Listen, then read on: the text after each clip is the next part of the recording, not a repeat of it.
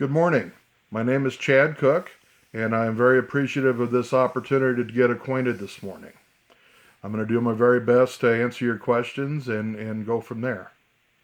Um, I have several examples of programs that I established with an intention or goal for programming to inform and to enlighten and to recognize certain events. One that comes to mind was the annual Veterans Day program that I established at Gilbert Middle School when I was a teacher there.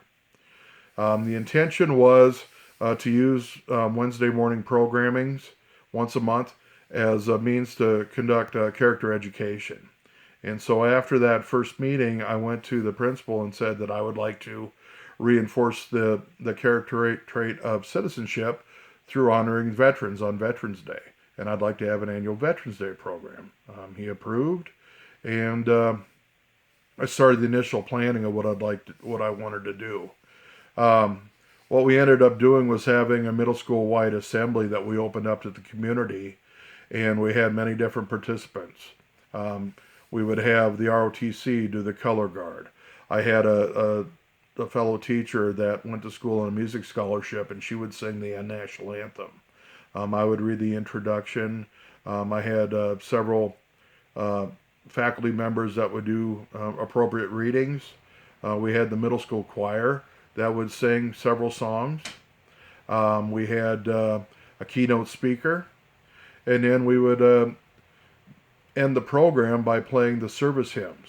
And when the appropriate service hymn came up, we would ask military and veterans in the audience to stand up and be recognized for their service.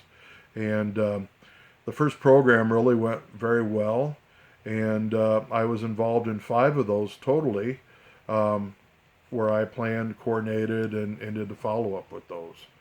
So I felt like this was programming. They got the message across and met the goal, and was well received by the community. Um, your next question of how would I inspire an employer to participate in a work-based learning program?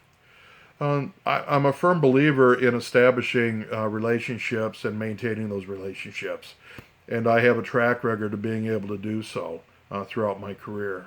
Um, what I would do is maybe assess the needs with the team of what employers are currently involved in the program, and maybe look at their success stories and see what's gone well for them, or maybe assess things that could be done better, or possibly things that haven't been thought of yet, and then reach out to employers from there.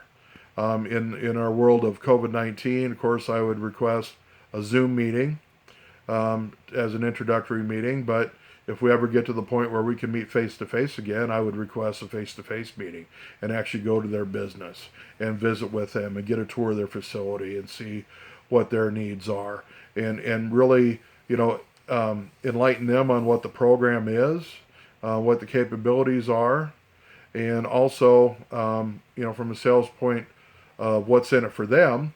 I would make the case of what the work-based learning program could do to enhance their business and employability pool, things along that line. If they agree to join up, I would conduct regular follow-ups with both the employer and the employees or the students to see what's going on, what maybe things we could consider, what things need improvement, things along that line, and really try to establish a baseline and evidence for program evaluation, with the employers and the work-based learning program. Um, Last question: what would the work-based learning pro team gain by adding me to the team? Well, I bring longevity in 2 career fields with me, well over 2 decades as both an educator, professional educator, and in the military.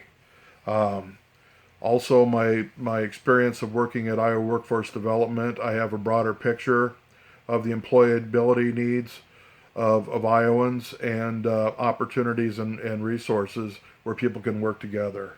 I also have connections within